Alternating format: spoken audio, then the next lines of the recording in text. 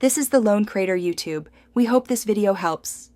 You begin by creating a canvas that fits your goal. Choose dimensions and 300 dpi if you plan to print.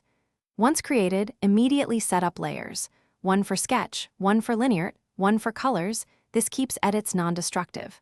Next, pick basic brushes, pencil for rough shapes and G-pen for clean lines. Make sure brush stabilization is on so strokes feel steady.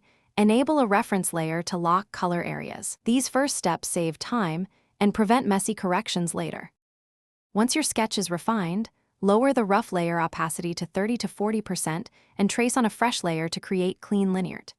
Use stabilization around 8 to 12 so your pen feels controlled. If you need scalable editing, switch to a vector layer for line adjustments.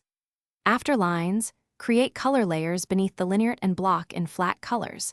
Apply clipping masks for shadows and highlights so your shading stays inside shapes. This workflow keeps elements organized and easy to tweak.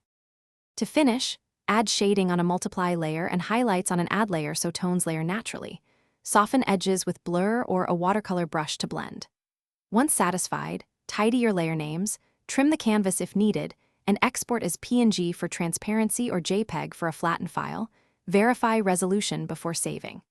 If brushes behave oddly or lines jitter, reset the tool settings, and if layers misalign, merge select problem layers then nudge pixels. This quickly resolves common issues without losing progress.